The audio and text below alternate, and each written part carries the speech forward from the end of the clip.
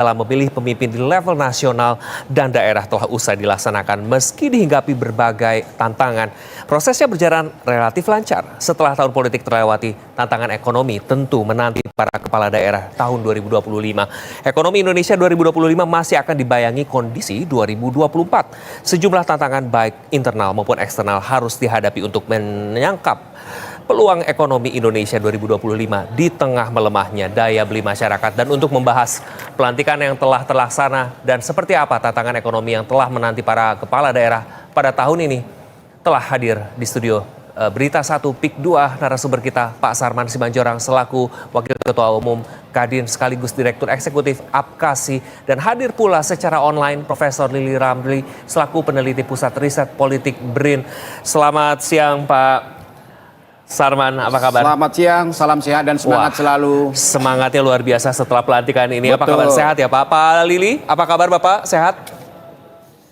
Alhamdulillah, sehat Pak. Sehat, luar biasa. Saya izin ke Pak Sarman terlebih dahulu Pak Lili. Pak Sarman, hari ini kan Presiden sudah melantik 961 kepala daerah, begitu ya. Bagaimana Anda melihat hal ini? Apakah dengan mengumpulkan menjadi satu pemimpin daerah ini akan memberikan rasa pencerahan baru begitu bagi para pemerintah daerah ini dan memberikan rasa sistem pemerintahan yang lebih kuat dan tentu diharapkan turut mendongkrak perekonomian? Iya, jadi kita mengucapkan selamat dulu nih. Selamat Kepada seluruh gubernur, ya, bupati dan wali kota yang sudah resmi dilantik oleh Bapak Presiden. Dan ini sejarah baru, pertama kali seluruh kepala daerah kita, gubernur, bupati, wali kota itu dilantik oleh Presiden di Istana Negara. Tentu ini menjadi salah satu motivasi yang kuat bagi para kepala daerah. Tentu yang kita ambil di sini adalah bagaimana supaya sinergitas antara pemerintah pusat dan pemerintah daerah itu semakin kuat, ya kan, semakin kuat. Ya. Dan tentu ujung-ujungnya adalah bagaimana pembangunan di daerah itu semakin baik, kemudian juga bagaimana agar ekonomi di daerah juga semakin baik. Karena berbagai target-target pembangunan Indonesia ini itu akan berakar dari daerah dalam hal ini.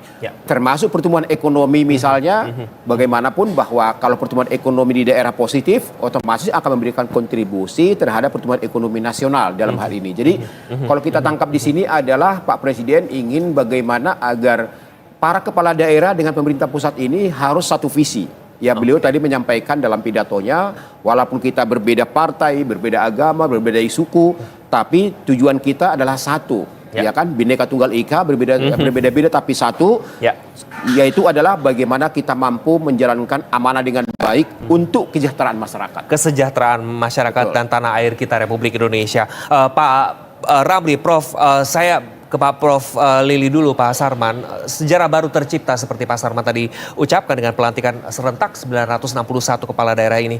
Bagaimana tanggapan Anda terkait pelantikan serentak ini dan juga tentu dari kacamata Anda, Prof? Iya, satu sisi memang pelantikan serentak ini sejarah baru ya bagi Republik Indonesia ini sejak kemerdekaan. Ini seluruh gubernur, seluruh kabupaten, bupati, wali kota dilantik oleh Presiden. Tentu ini kebanggaan bagi mereka karena langsung bertemu dengan kepala pemerintahan yang bertanggung jawab mengurusi pemerintahan itu dari pusat sampai daerah. Memang kita harapkan dengan pelantikan ini ada semangat baru seperti yang dipesankan oleh Presiden, mengabdi untuk rakyat.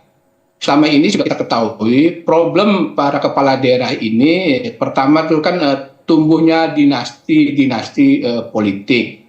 Terus yang kedua banyaknya kepala daerah yang terjerat kasus korupsi. Ratusan orang dipenjara baik oleh KPK maupun oleh kejaksaan. Oleh karena itu, dengan pelantikan ini yang dipesankan oleh Pak Prabowo tadi harus untuk kepentingan rakyat betul-betul. Karena kan kritik yang selalu ditujukan kepada kepala daerah ini kan APBD yang sudah dianggarkan baik dari PAD maupun dari bantuan pemerintah pusat seringkali tidak menyentuh rakyat. Otonomi daerah hanya menguntungkan elit-elit daerah saja.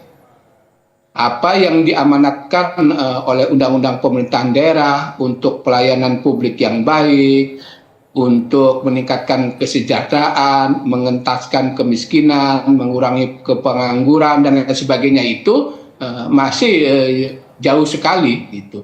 Oleh karena itu ini momen yang penting bagi kepala daerah. Kan sebagian memang para petahana, tetapi sebagian juga ada wajah-wajah baru.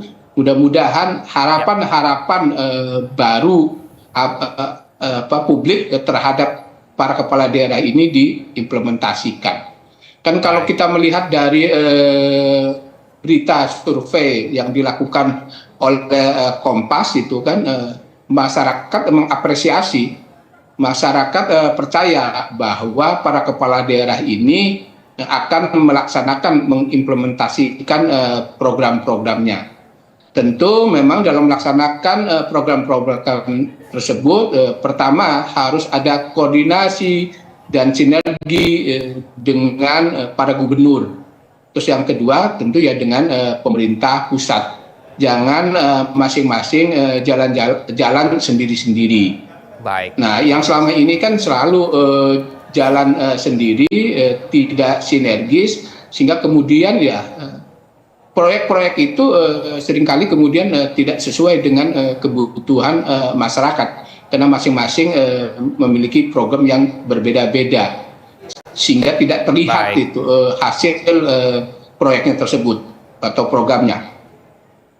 Baik, terima kasih Prof. Kita ke Pak Sarman tadi kan sudah disampaikan juga oleh Prof. Lili di mana visi harus sama. Seperti yang Anda sudah sampaikan bahwa mungkin ini penyamaan visi di mana sinergi yang harus dilakukan antara pusat ke daerah-daerah. Lantas Anda melihat tetap dapat bagaimana prioritas yang harus ditangani oleh kepala daerah ini yang baru dalam menciptakan iklim investasi kondusif di daerahnya yang berdampak nanti ke pusatnya. Seperti yang kita sudah obrolkan di sebelumnya bahwa 50% kepala daerahnya baru, 50% yang sudah pernah menjabat. Bagaimana? Ya, jadi kita tahu bahwa setelah pelantikan ini mereka akan retret di Magelang, di Akmil selama seminggu dalam hal ini.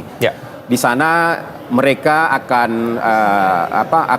diperkuat lagi ya dari sisi sinergitas antar daerah ya, tadi sampaikan Pak Prof itu betul sekali. Dan 40 narasumber akan ada di sana dari kalangan menteri maupun kepala-kepala badan. Nah, harapan kami sangat-sangat besar dengan adanya retreat ini agar mereka terutama yang baru-baru ya diberikan penguatan dalam hal ini dalam memimpin sebuah bagaimana sosok kepala daerah untuk dapat mengorkestra berbagai unsur-unsur yang ada di daerah, terutama bagaimana menjual produk-produk unggulan yang ada di daerah, potensi-potensi yang ada di daerah.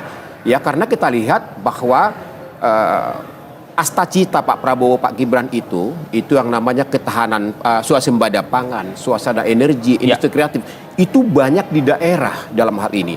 Potensi itu banyak di daerah. Nah, dengan pembekalan ini ya kita berharap bahwa memang mereka itu diberikan suatu penguatan baik dari sisi perizinan misalnya, kemudian keleluasaan dalam mengelola aset-aset mereka, terutama tanah-tanah mereka di Pemda itu kan banyak sekali ya. Jadi, itu kalau itu bisa diberikan keleluasaan, menurut hemat kami itu sangat-sangat efektif dalam kerangka bagaimana ke depan ekonomi di daerah itu semakin kuat. Apalagi banyak program-program pemerintah pusat seperti misalnya makan bergizi gratis, itu juga ada di daerah. Harus di daerah. Ya, di daerah. Nah, ini kan harus ditangkap juga oleh para kepala daerah supaya ini mampu menggerakkan ekonomi juga di daerah. Menggerakkan dan menggeliatkan ekonomi daerah semakin seru. Pak Sarman, Prof. Lili, kita akan kembali usai jeda pemirsa. Tetap